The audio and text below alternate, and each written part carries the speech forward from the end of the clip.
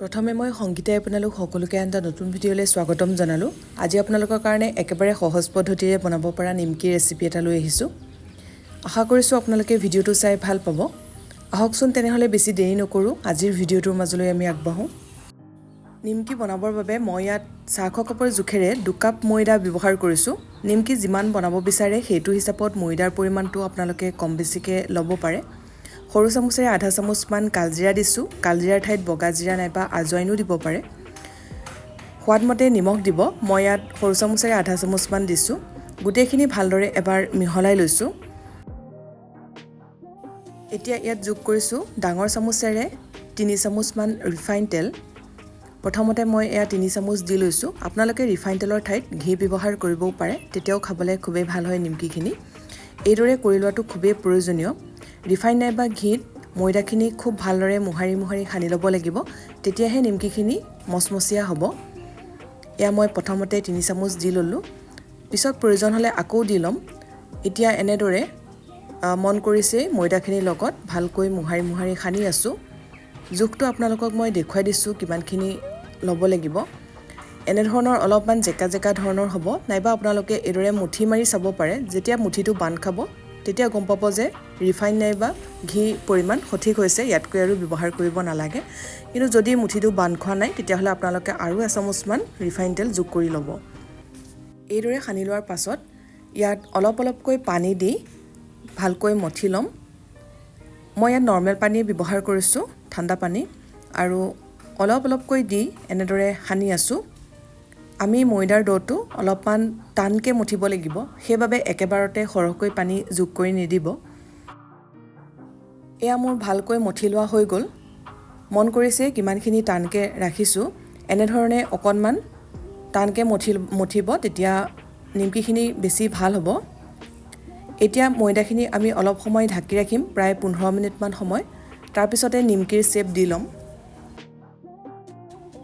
এয়া মই 15 মিনিটৰ পিছত ময়দাখিনি দেখুৱাইছোঁ। আগতকৈ অকণমান কোমল হৈ পৰিছে, মন কৰিছে। এতিয়া এনেদৰে 2টা ডাঙৰ লাৰু কৰি লৈছোঁ। তাৰপিছতে আমি ডাঙৰকৈ ৰুটিখনৰ দৰে বেলি ল'ম। অলপ পাতলকৈ বেলিব লাগিব, আৰু বেলোতে ময়দা বা তেল নলগালেও হ'ব, এনেদৰে সহজতে বেলিব পাৰিব। এই নিমকিবিধ বিভিন্ন পদ্ধতিৰে বনাব পৰা যায়। আজি আপোনালোকক একেবাৰে সহজ এটা পদ্ধতি দেখুৱাইছোঁ, যাতে কম সময়তে সৰহকৈ নিমকি তৈয়াৰ কৰিব পাৰে। প্ৰথমতে এনেদৰে ডাঙৰকৈ পাতলীয়াকৈ বেলি ল'ব ৰুটিখন। তাৰপিছতে ৰুটিখনৰ ওপৰত ৰিফাইন নাইবা ঘিউ এইদৰে সানি ল'ব। এনেকৈ সানি লোৱাৰ পাছত ইয়াৰ ওপৰত শুকান ময়দা ছটিয়াই ওপৰে মোহাৰি দিব। এইদৰে কৰি ল'লে নিমকিখিনিৰ লেয়াৰ্ছখিনি খুব ধুনীয়াকৈ ওলায় আৰু খুবেই মচমচীয়া হয়। গতিকে এই ষ্টেপটো স্কিপ নকৰিব। এতিয়া নিমকিখিনি যিমানটো ছাইজৰ বনাব বিচাৰে সেইটো হিচাপৰ এটা বাতি নাইবা গিলাচ লৈ এনেদৰে গোলকৈ কাটি ল'ব। এতিয়া বাকী থকা এই কাষৰ অংশখিনি এনেদৰে উঠাই পেলাব আৰু গোল কৰি থৈ দিব, পিছত বেলি ল'ব পাৰিব। এয়া মন কৰিছে এটা ৰুটিৰ পৰা আমাৰ একেবাৰতে 6টা নিমকিৰ শ্বেপ দি লোৱা হৈ যাব।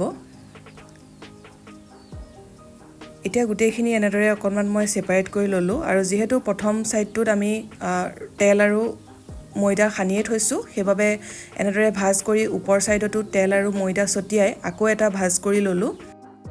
এনেদৰে ভাজ কৰি লোৱাৰ পিছত ওপৰে অলপমান বেলি দিব।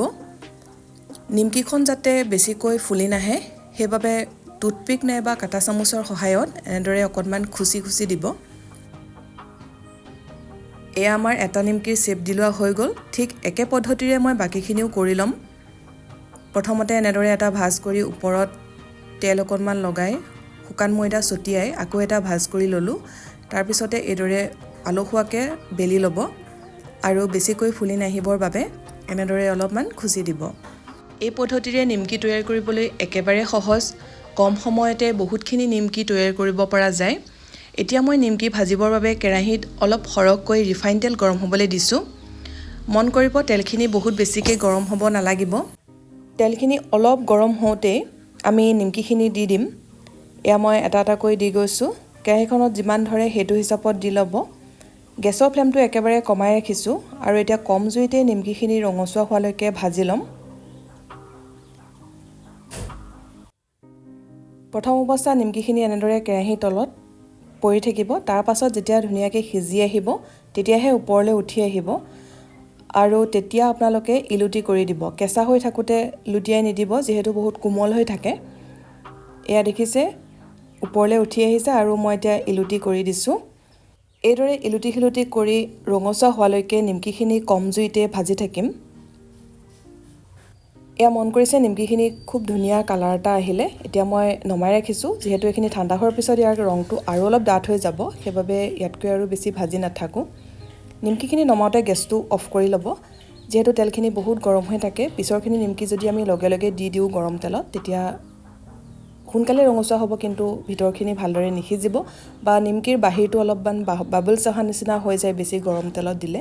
সেইবাবে নমাওঁতে আপোনালোকে গেছটো অফ কৰি ল'ব, তেতিয়া তেলৰ টেম্পাৰেচাৰটো অলপমান ডাউন হৈ যাব। আৰু এয়া মই নিমকিখিনি নমাই ল'লোঁ। এতিয়া গেছটো পুনৰ জ্বলাই লৈ পিছৰখিনি নিমকি এয়া দি গৈছোঁ। একে পদ্ধতিৰে নিমকিখিনি অলপ ৰঙচুৱা হোৱালৈকে কম জুইত এতিয়া ভাজি থাকিম।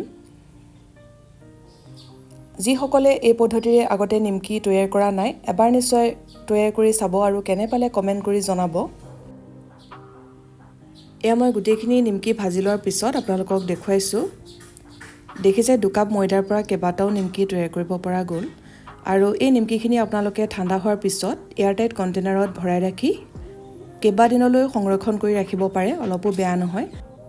অলপ নিমকি মই এনেদৰে প্লেট এখনত সজাই লৈছোঁ আৰু এটা নিমকি আপোনালোকক ভাঙি দেখুৱাইছোঁ। দেখিছেগৈ ধৰিব পাৰিছে কিমান মচমচীয়া হৈছে। যদি ভিডিঅ'টো চাই ভাল লাগিছে ভিডিঅ'টো লাইক কৰিব, লগতে শ্বেয়াৰ কৰি দিব। যিসকলে চেনেলটো এতিয়ালৈকে ছাবস্ক্ৰাইব কৰা নাই ছাবস্ক্ৰাইব কৰি কাষতে থকা বেল আইকনটো প্ৰেছ কৰি অল কৰি ৰাখিব, তেতিয়া আহিবলগীয়া ভিডিঅ'ৰ নটিফিকেশ্যনবোৰ আপুনি পাই থাকিব। আকৌ লগ পাম নতুন ৰেচিপিৰ সৈতে। ভিডিঅ'টো চোৱাৰ বাবে বহুত বহুত ধন্যবাদ।